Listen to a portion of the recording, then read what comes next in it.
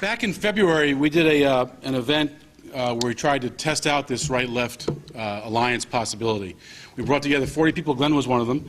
And I don't think there was a Tea Party person in the room.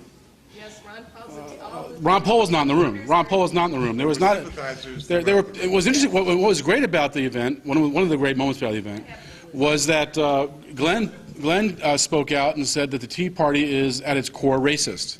And that was a fantastic discussion because even though it wasn't on the issue of war and empire, it kind of brought out, because a lot of these folks who were in the room there were hearing about the Tea Party, weren't sure about it, didn't know what it stood for. They were it was just kind of getting started then. And so bringing that out then was really a great step. And that's the kind of thing what I mean. You get these people in a room together, you can actually hear each other and talk to each other. I don't think the people in that room want to be considered racists. That's not what they want to be. I mean, and so the fact that you point out that there's a racist element in there, and then you get Ralph Nader agreeing with you and pointing to Glenn Beck and Rush Limbaugh and their racist comments, I think that actually helped to educate these folks in ways that they were not going to be educated if they were not in that room. And so, you worry about this existential threat. Well, the reality is this existential threat is growing. We need to find ways to do what they do to us, divide and conquer. That's what this is about, in part.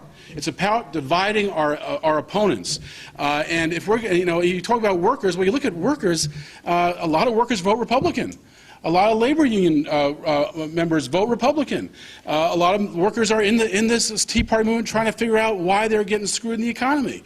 And so we're being divided when we take the position we're not going to talk to those people. We're dividing ourselves. We need to reach out to those workers and educate them, bring them in to understand what's going on so they know what the real story is. There's so much misinformation in our media that it's very hard for people who aren't involved as we are to know what's really going on. And one of the goals of this approach is to bring people along that way and educate them. If you want to know what I stand for, and it's not the America First Committee, if you want to know what I stand for, we started a website on this called comehomeamerica.us. You may know the phrase Come Home America. Two roots for it. One, the most important, I think, is Martin Luther King's anti-Vietnam speech. So you want to think we're a racist movement? We are starting with Martin Luther King's speech against the Vietnam War. The second source of that phrase is George McGovern's anti-war campaign when he ran for president. And so, these have roots in the Midwest, roots in the civil rights movement, and we are trying to build on those roots and educate people on the right to realize that their best hope is to end empire and the empire economy and to join us in an anti-war. I don't see Pat Buchanan speaking at an anti-war rally. That's not going to happen. But, I do see people from the grassroots in the right side right now, when they hear our message, understand our views, they will be joining us. And that will strengthen us and weaken them. Thank you.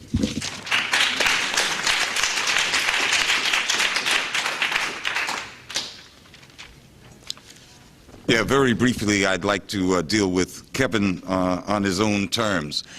In the first part of the presentation, he said that we, meaning the anti-war movement, need credibility.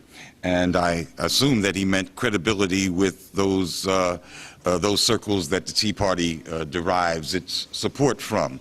Okay. And it would be, far be it from me, to restrict the people that you can talk to, including members of your families, about issues of war and peace. But that's not what the question is today. It's a question of is there going to be some kind of accommodation with the Tea Party? That's the question that we're faced with here.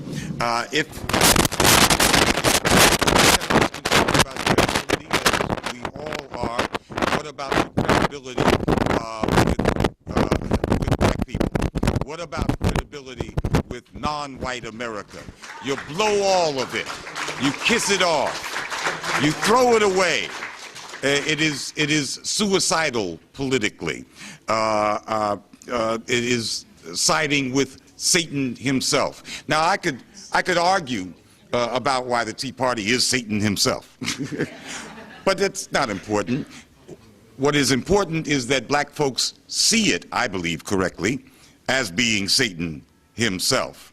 And any accommodation or perception of an accommodation with that Tea Party, with Satan himself, and it really is that strong a reaction, it spells, well, that's the end of your inclusive anti-war movement.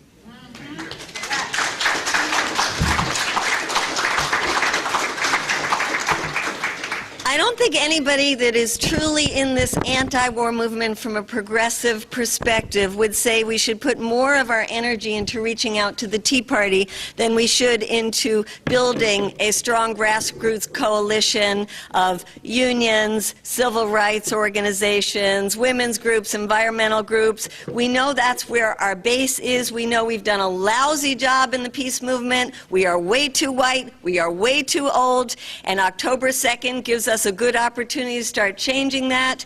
And but we are talking, I think, at least I am talking. Okay, October 2nd, there's discussions on that one too. I think it's a great opportunity, having been in the rooms and seeing who is coming to that and the diversity that's there. But I also think that we are starting to show the powers that be that their policies are crumbling before their eyes when people in the conservative side of things start speaking out. When you pick up Newsweek magazine this week and see Richard Haass, the president of the Council on Foreign Affairs, saying, "Rethink Afghanistan, the policy is not working, we're not winning," that is very positive for our movement. I want you to, somebody tell me who said this when he was talking about the decades that we have been having U.S. bases in Germany, Japan, and the Korean Peninsula. He said, "I'm tired of being the world's policeman. We need to have a no loitering policy." Who said it? Pat Buchanan, no. Eisenhower, no. Glenn Beck said it. Now, I am not saying I like Glenn Beck. I do not like Glenn Beck. I like when he said that.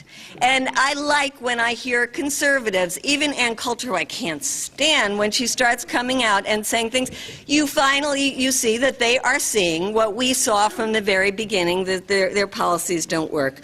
So, and think how good that was for the Republicans when Michael Steele came out and said, "You can't win in Afghanistan." It sent them into a tizzy that they are still in now.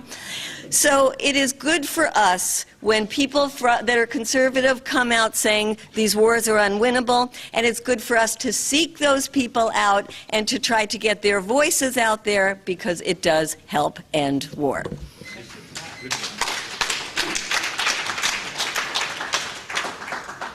Yeah, I'm Jack Rossbach. I'm coordinator of the Minnesota campaign to ban landmines, Vets for Peace, Women Against Military Madness, War Tax Resisters. I started my career in this peace business in about 1968 with the Vietnam War, and I've been a sheep in the parade of a huge number of peace movements throughout that time. And somewhere in the, I would say around 2000, I was getting to feel I should be independent, and so I ended up working in 2003 about 1,500 or 2,000 hours in the Dennis Kucinich campaign for president, realizing that the most direct way is for the president to order our troops home from across the world or from the wars, and Dennis Kucinich said that he would do that. His campaign was terribly organized. He had horrible leadership, and it was a failure before it even started. But I tried as much as I could. But very few members of the peace community, the active peace community, actually joined in the attempt of that campaign. In the last go-around, when President Obama was elected, I worked on the Ron Paul campaign, and I met a whole lot of people. I want to distinguish the Tea Partiers from the Ron Paul people who were in the campaign, the completely different group of people. Many of them were peace activists like myself. Many of them were really concerned about their world. A lot of young people, a lot of activists, first times ever they were politically involved in things. And I had discussions. I worked in 6 states for him, and his campaign was as bad as the Kucinich campaign, no hope of winning whatsoever. But I talked to people on both sides. I talked to